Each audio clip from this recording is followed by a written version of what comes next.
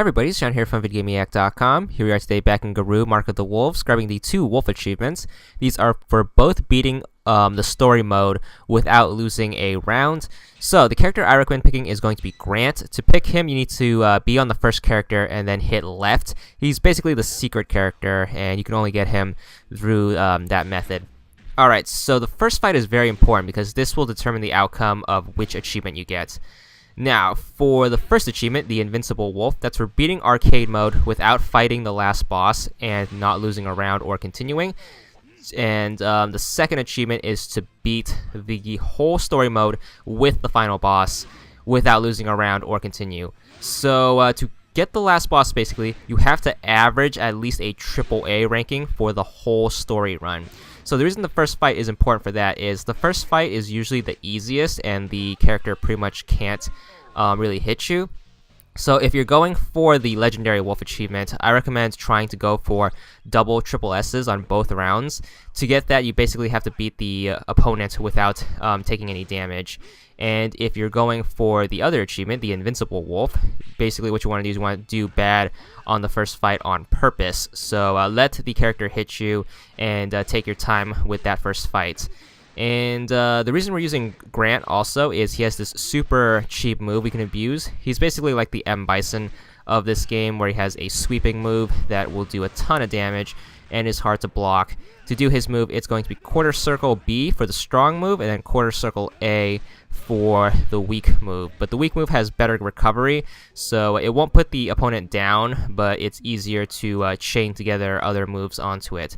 And you want to keep using that, and that should get you through story mode. Once again, pay attention to your rankings. Your rankings are based on how much damage you do, how fast the fight was, and how efficient you were in hitting.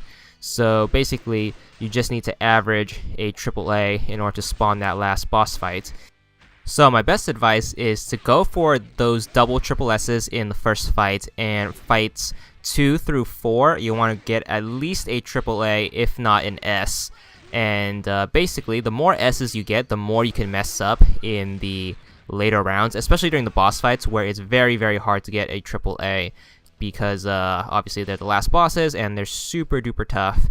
So basically how this game works is the first 4 fights are going to be a random assortment of regular enemies. So make sure you do your best on them. And then once you get to the 5th fight, the boss fights start happening. So it's just like Street Fighter 2.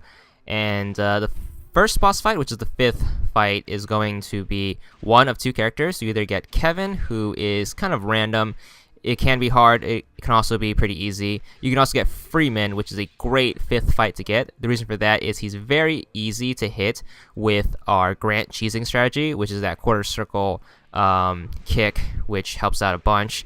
And the reason for that is if you have a tough time with fights 2 through 4, like you are getting double A's, you can use the Freeman boss fight to get yourself an S or 2, and that hopefully should balance out your score.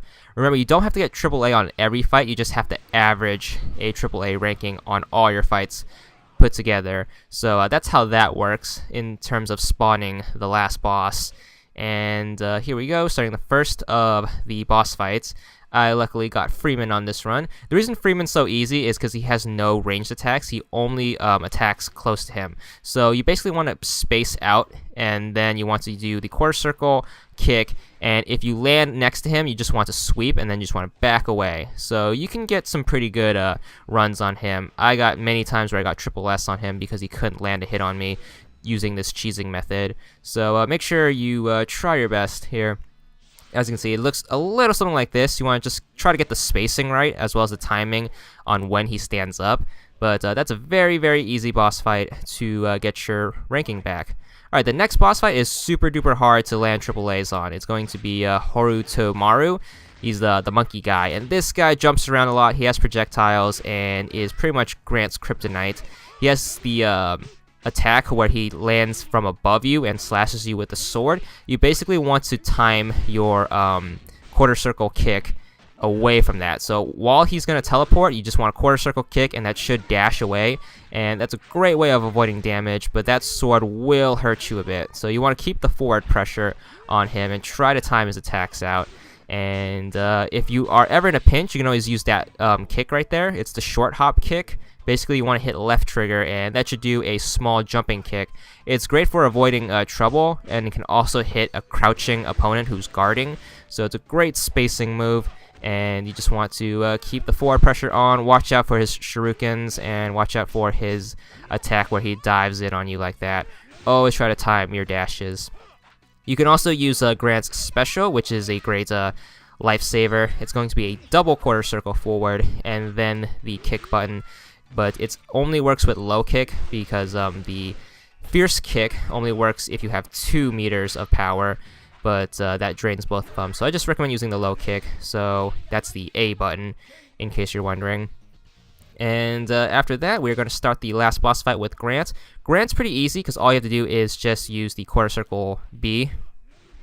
And once again, if you get the timing right, you can pretty much get a perfect round on him. He's just like Freeman, however, he's way tougher, deals more damage, and can hurt you.